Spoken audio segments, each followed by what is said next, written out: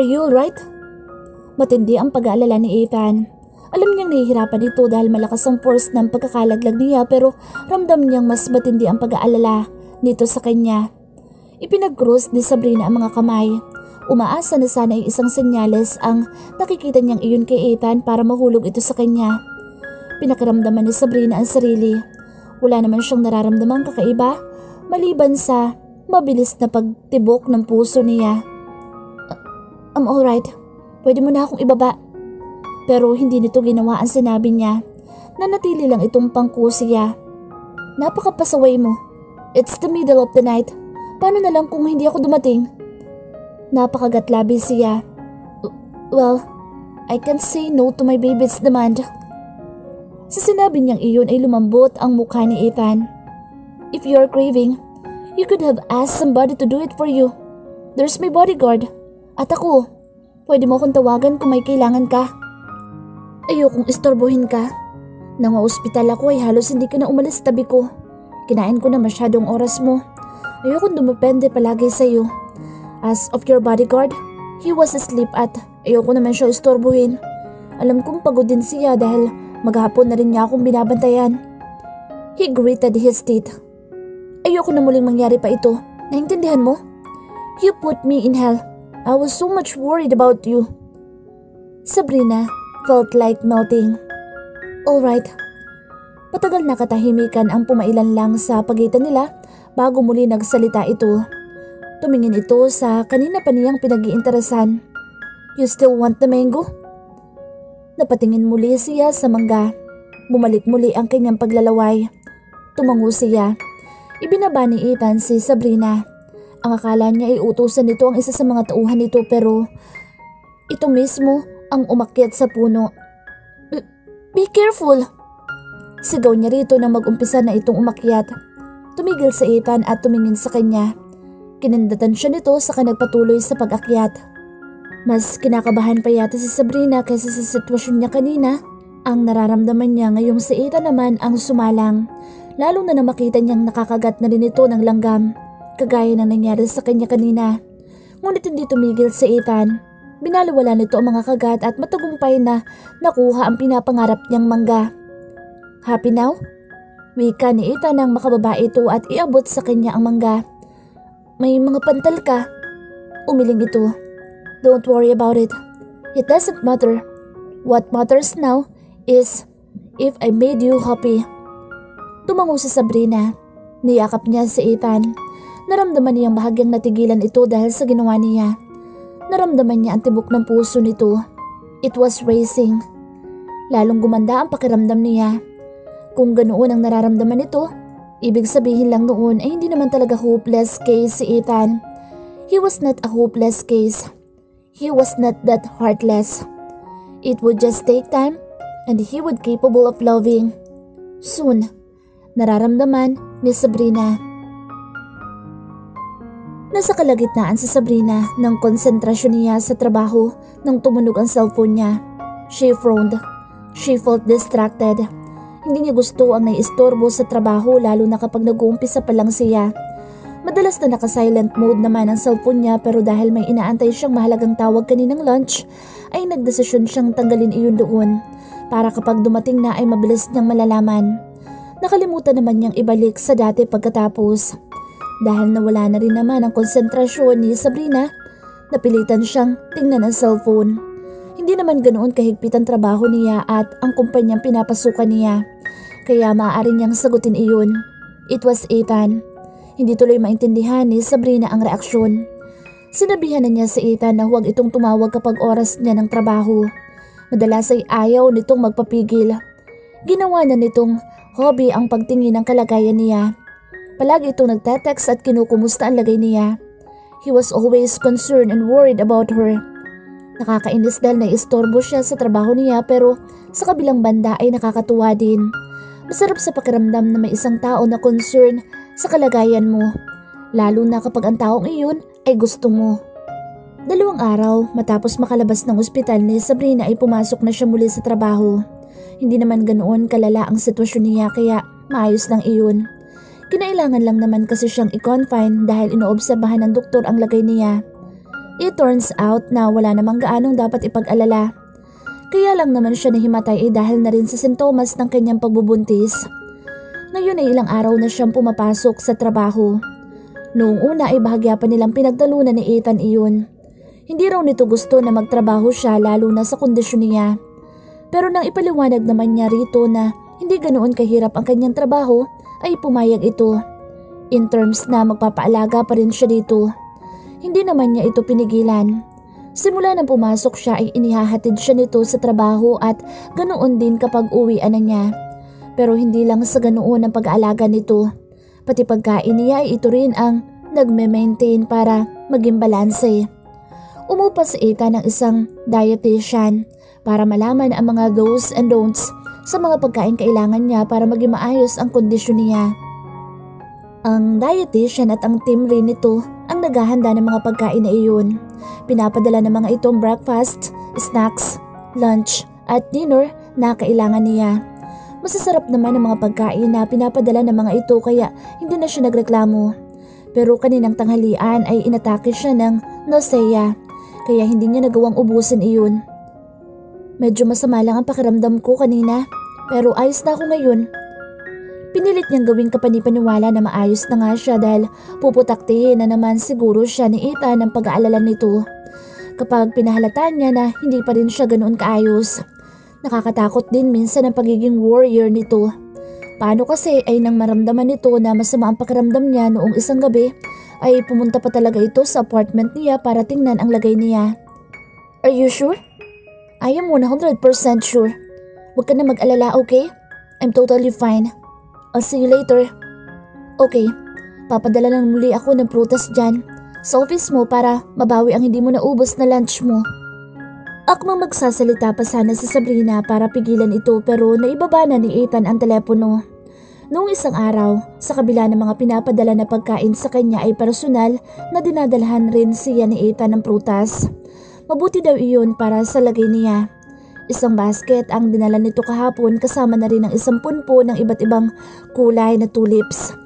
Halos hindi pa niya nagagalaw ang mga prutas pero magpapadala na naman ito. Napailing-iling si Sabrina. Ngunit sa kabila ng lahat, lubos na na-appreciate niya ang ginagawa ni Ethan. Alam niya na abala din naman si Ethan dahil sa mahigit sa isang buwan na nasa Medores ito. Napurnada ang mga proyekto nito bilang modelo. Ngayon ay ginagawa nito ang lahat ng proyektong napurnada pero iyon ay ang mga proyektong Pampilipinas lang. As of his international career naman, kinukuha muli nito ang mga offer na napurnada sa isang kondisyon. Kailangan gawin ang mga shoots sa Pilipinas. Dahilan nito ay hindi nito gustong umalis ng bansa dahil na rin sa kanya. Alam kasi nito na hindi siya nito basta-basta mapapaalis ng bansa para lang pagbigyan ng mga gusto nito. Sa pagiging abala ni Ethan, hindi pa rin siya nito nalilimutan. Palagi nasa isip nito ang welfare niya. Sa mga pag-iisip ng ginagawang efforts nito sa kanya, lalong lumalaki ang nararamdaman niya rito. Hindi mahirap mahalin si Ethan. Pero nun kang aaminin niya rito na una siyang naging biktima. Mag-iisang linggo pa lang simula na mag-propose ito sa kanya. She was not that easy to get, lalo na at ibang gusto niya mangyari. Ito dapat ang mahulog sa kanya. Isang oras makatapos ang pag-uusap nila ni Ethan ay dumating ito sa shop. He looked gorgeous without even trying. Simpleng polo at brown na pantalon lang ang suot nito pero litaw na litaw ang kakisigan nito.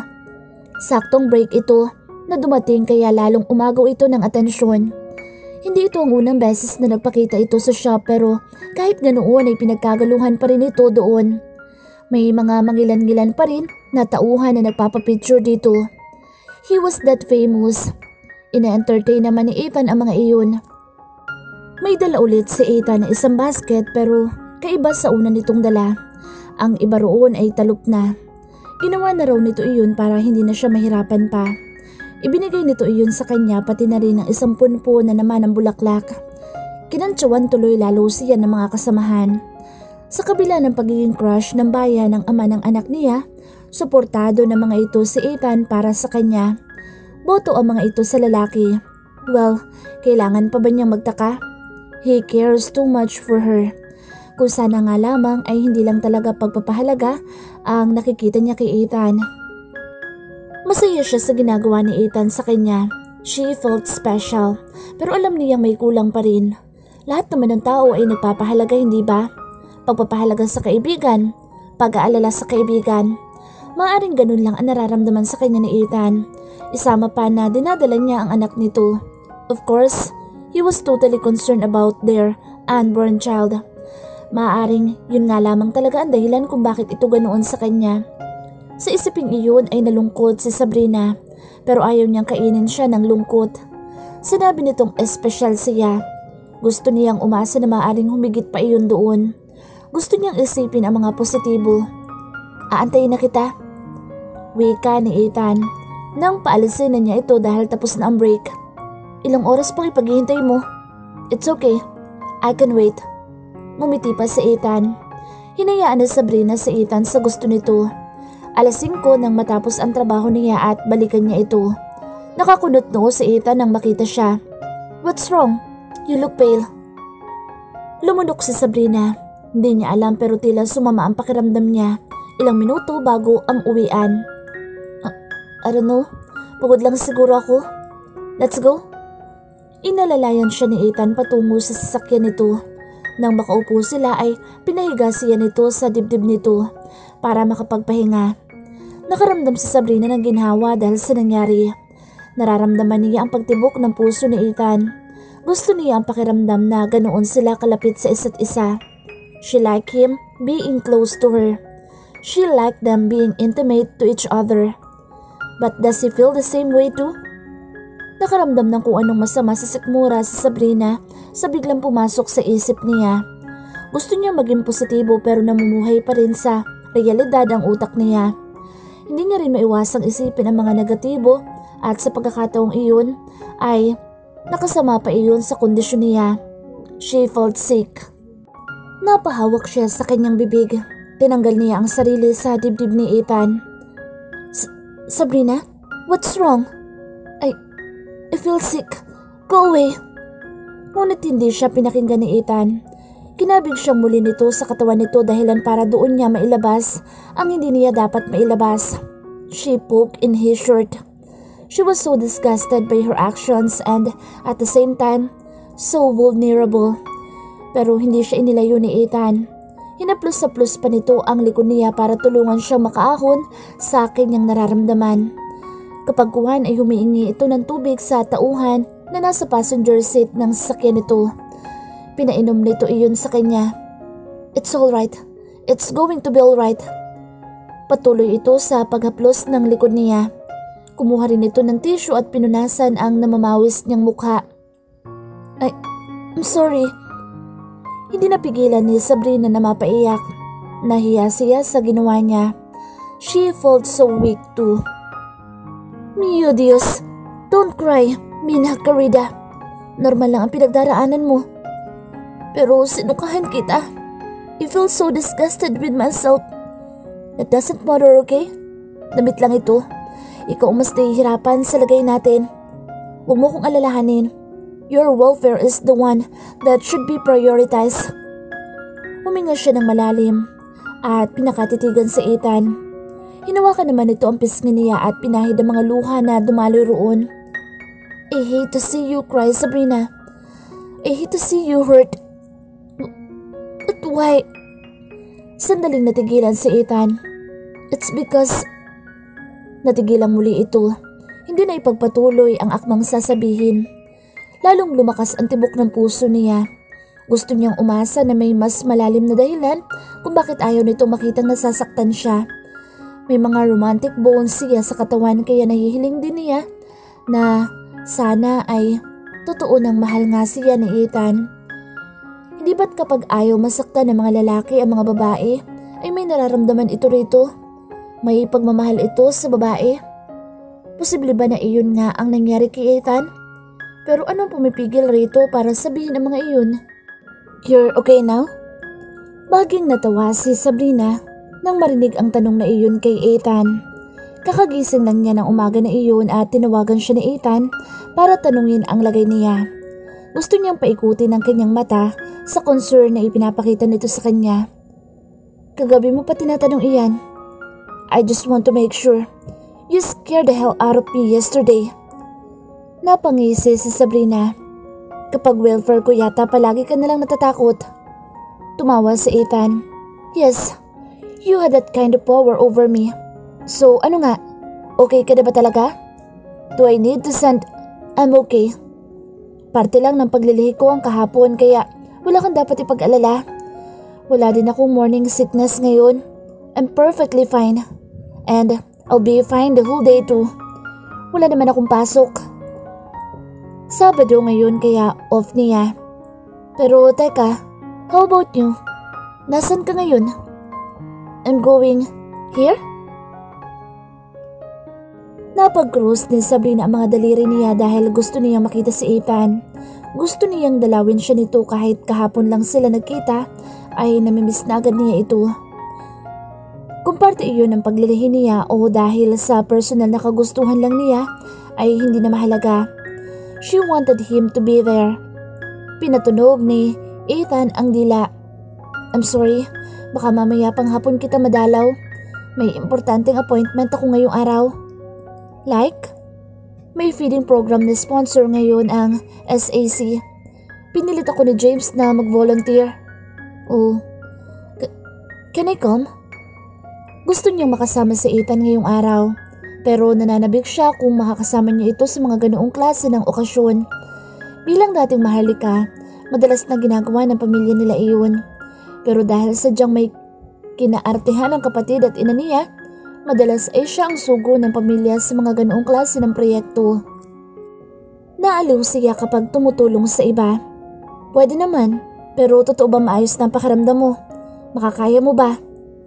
Ang kulit, sabi ng okay na nga ako. Saka kung sumama naman ang pakiramdam ko, nandyan ka naman para alalayan ako, hindi ba? Kaya hindi ako dapat matakot. You trust me that much now, ha? You're special to me, Ethan. That's why I trust you. Gusto sanang isagot ni Sabrina. I trust you, of course. Ang dami mo na kayang ginawa sa akin sa mga nakalipas, Ethan. Paano pa ako hindi magtitiwala sa'yo? Narinig niyang tumawa si Ethan. Masaya ito na nagawa nito makuha ang tiwala niya. Maya-maya pa ay sinabi na nito na mag-ayos na daw siya ng sarili dahil dadaanan na daw siya nito. Sunod naman ni Sabrina si Ethan. Sakto naman na pagdating nito ay katatapos lang niyang ayusin ang sarili. Marami ng tao sa program nang dumating sila.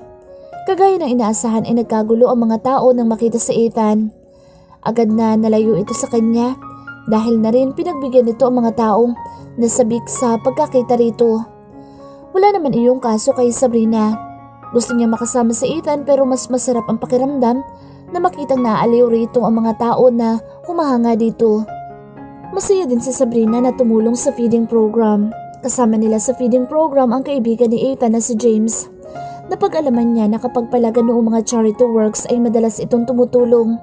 Dahil doktor ay likas na rito ang pagiging matulungin. Pinagkakaguluhan rin ito dahil sikat ang grupong kinabibilangan ng mga ito. Pero dahil mas sikat si Ethan ay halos ito ang hindi na nakatulong. Matatapos na ang feeding program nang makalapit muli ito sa kanya. You're still feeling fine? Nag-aalalang tanong na naman sa kanya ni Ethan. Tumawa si Sabrina. Ako dapat ang magtanong niyan sa'yo. You look so exhausted. Nagkamot ng ulo si Ethan. Well, as celebrity life, it is. Ito kasing si James, ang kulit. Binigyan ito ng tingin ng kaibigan. But it was good to see their smile just by seeing me. Ngumiti din sa Ethan. Tumango si Sabrina. Ganoon din ang nararamdaman niya. Kumunot ang noo ni Ethan. What? Yun lang ang reaksyon mo? But wait, siguro dahil sa itsura ko na ngayon ano? I look like a disaster now, kaya... Pinindot ni Sabrina ang ilong ni Ethan. Huwag kang ang vain. Ano bang iniisip mo? Na magugustuhan kita dahil gwapo ka lang? Nagkibit balikat si Ethan. Well, most people are like that. Kung ganoon, hindi ako. May factor rin naman ang physical department. Pero mas malaking puntos ang nanggagaling sa puso. Ngumiti siya. Bakit ba natin pinag-uusapan yan? You should rest. Maupo ka muna. Gusto mo ba ng tubig? Ano? Naputol ang pagsasalita ni Sabrina nang tumawa si Ethan. Now, you're acting as my wife now. Hindi nakapagsalita si Sabrina Namula ang mga pisngi niya. But wait, bakit ba ako tumawa? Well, I'm happy. Kung ganyan na magiging asawa ko ay... Shut up! Hindi pa siya pumapayag sa gusto nito kaya kailangang hindi pa siya magpadala sa mga sinasabi nito. At kung nagpaparinig ito ngayon ay kailangan niya ikatakot iyon. Hindi pa niya masasabi na handa na siya kahit alam niya sa loob-loob niya na gusto niya. Marami pa ring takot sa isip niya. Itinaas ni Ethan ang kamay nito. Fine. But can you please do me a favor? Pagod talaga ako. Okay. Tubig bang gusto mo? No. Ito ang gusto ko. Bago pa man makapagsalita si Sabrina ay hinapit na agad ni Ethan ang katawan niya papunta dito at walang pasabi na hinalikan siya. Nagulat si Sabrina pero hindi sa damdamin na naramdaman niya sa halik na iginawa nito. It was wonderful. Ethan, hindi mo dapat ginawa yun. Kahit nagustuhan ng halik ay naging aware din siya sa paligid. Halos wala ng bata sa lugar and as of other people, let them watch. Kung gumawa man sila ng chismis, it doesn't matter. I want the world to know that you are mine at ikaw din ang nakakapagpawala ng pagod ko. Ikaw at ang halik mo. Hindi na ako makapaghintay pa na dumating ang araw na hindi na kita kailangan pampilitin na mahalikan. The day I can have full access of you. The day you'll be totally mine. Tiningnan niya si Ethan. His face looked sincere. Seryoso at tila umaasa din iyon. She felt touched. Mukhang pinahalagahan talaga niya ito. Ngunit sapat na ba talaga ang pagpapahalaga nito para maging maayos sila? Sapat na ba na siya lang ang may nararamdaman pa na higit roon para pumayag na siya sa gusto nito? Nararamdaman naman niya na tila may higit pa roon pero walang kahit anong inaamin sa kanya si Ethan. He seems like he like her or more than like. Hindi sapat iyon kay Sabrina. Ngunit ramdam niya na sandali na lang. Konting pilitan na lang at mapapauo na rin niya ito. Sa kabila ng kulang pa rin na nararamdaman nito para sa kanya.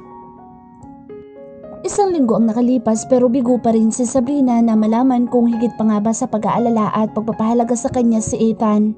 Patuloy pa rin silang naging malapit sa isa't isa. Ngunit kahit ganoon, wala pa rin itong inaamin sa kanya.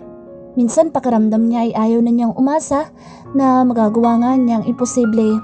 Paano kasi ay tila hanggang doon na lang ang lahat. Nagkakalapit sila sa isa't isa physically pero madalas ay magkayakap lang. Hinahalikan din siya ni Ethan pero hindi iyon gaanong kalalim, kagaya ng pinagsaluhan nila noon. Minsan ay naiisip din niya kung totoo nga bang gusto siya nito. Dahil kung ganoon, bakit hindi pa nila muling magawang maging intimate sa isa't isa, bukod sa mga yakap at halik. Hindi man sila nagsasama ni Ethan sa isang bahay ay hindi naman niya iyon desisyon. Ito ang umaalis sa tanging ang bodyguard lang nito sa labas ang nagbabantay sa kanya sa gabi. Iniisip niya minsan, na gusto din siya nitong respeto kaya ginagawa nito iyon. He didn't take advantage of her. Pero tila may mali. Dahil sa mga ginagawa nitong iyon, nakakaramdam siya ng kahungkagan. She felt unwanted. Kahit nasa tabi niya palagi si Ethan ay iba pa rin pala ang pakiramdam. Bakit puro pagpapahalaga lang ang nakikita niya rito? Gusto niya si Ethan. Aminado na siya sa sarili niya na mahal siya nito.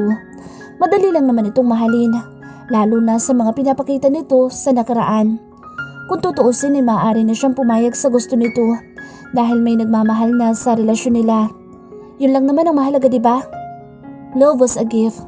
Love was always a gift, even if the person you loved chose not to love you back. Minsang sinabi ni Ethan. She wanted to hold on with that, to cherish the gift. Pero hindi siya nito mahal. Masakit iyon. Walang katugon ang pag-ibig niya. Ngunit mas magiging masakit kung iiwan na lang niya si Ethan, kung mawawala ito sa piling niya. At ang anak nila? Maaatim ba niya na maaari itong tawagin bastardo dahil hindi nito dinadala ang pangalan ng ama nito? Na lumaki ito sa pamilyang buo? Ipagkakait ba nito ang pagkakataon na magkaroon ng buong pamilya? Mature na siya. Ina na din siya. Hindi lang dapat ang sarili niyang iniisip niya. Pero hindi pa ganoon kabuo ang desisyon ni Sabrina. Gusto niyang maramdaman muna kahit papaano na gusto pa rin siya ni Ethan. Na gusto siya nito, hindi sa dahilan na dinadala niya ang anak nito. Gusto niyang makita muli na totoo ang sinasabi nito, na gusto talaga siya nito bilang isang babae. Ngayong araw ay day off ni Sabrina. Wala din trabaho para sa araw na iyon sa Ethan, ayon rito. Magkasama sila ngayon at sa pagkakataong ito ay walang sino mga na bodyguard o driver silang kasama.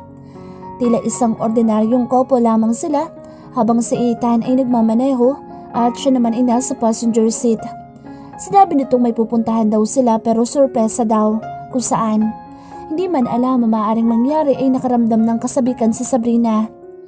Lalong nasabik si Sabrina nang pumasok si Ethan sa isang eksklusibong subdivision sa May Makati. Tumigil sila sa tapat ng isang maganda at may kalakihan na bahay. Yun ba ang bahay ni Ethan?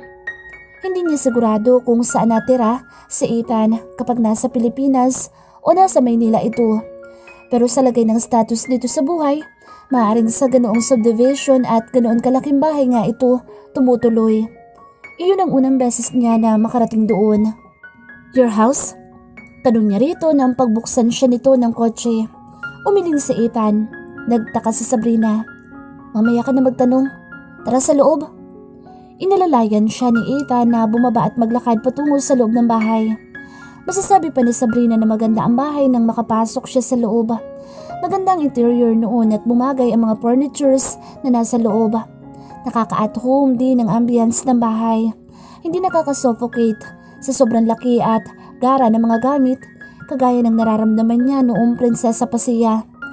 Kumpleto na iyon sa mga gamit at tila kulang na lang ay titira. Sa tansya niya ay bagong gawa lang din ang bahay dahil napakaganda pa ng gamit. Do you like it? Tanong ni Ethan habang patuloy pa rin niyang inililibot ang tingin sa paligid. Yeah, ganitong klase ng bahay ang gusto ko. Ang gusto kong tirahan habang buhay. May kalakihan pero mukhang simple lang. Gusto mo ito kahit sa Pilipinas ito located? Tumango si Sabrina. Kahit sandaling panahon pa lang ang ginugugol ko sa bansa ay nagustuhan ko na rito. Masaya ako sa paligid. Gusto ko ang mga kasama ko sa trabaho. Pero kanino nga kasi ito? Ngumiti lang sa Ethan sa kaniyaya siyang umakyat. Binuksan nitong isang kwarto. Bumulaga sa kanya ang kulay berdeng kulay noon. Napakasarap sa mga mata. Pero hindi lang ang kulay ng pader ang umagaw ng atensyon ni Sabrina. Mas umagaw sa atensyon niya ang mga nakalagay roon na mga laruan at malaking crib sa gitna. Isang nursery ang kwarto na iyon. Tila may bumikig sa lalamunan ni Sabrina nang unti-unti niyang mapagtanto kung bakit dinala siya doon ni Ethan. Halos wala pang 2 buwan ang pinagbubuntis ko. And so, unisex naman ang mga gamit na pinamili ko. And I am excited. Mababakas ang saya sa boses nito. Lumakas ang tibok ng puso ni Sabrina. So, this house? Pinaharap siya ni Ethan sa harapan nito. Hinawakan nito ang balikat niya. It's not mine. It is ours. Ethan. Sabrina's eyes started to water. Hinawakan nito ang pisngi niya. Hindi pa ako sumusuko. Mina Garida. I still want to marry you. We are going to build family.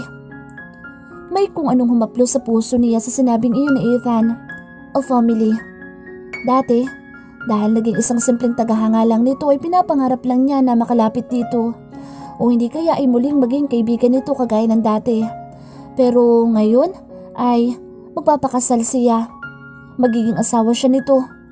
Magiging pamilya na sila. She felt so happy. Tiningnan niya ang mga mata ni Ethan. It looks so sincere. Para bang pinapangako nito sa pagtingin nito sa kanya na walang masama kung papayag siya sa gusto nito. Kahit wala itong sinasabing pagmamahal, tila sapat na ang mga iyon para pumayag siya sa mga gusto nito. Hinawakan niya ang mukha ni Ethan. Kinuha niya iyon at inilapit sa kanya.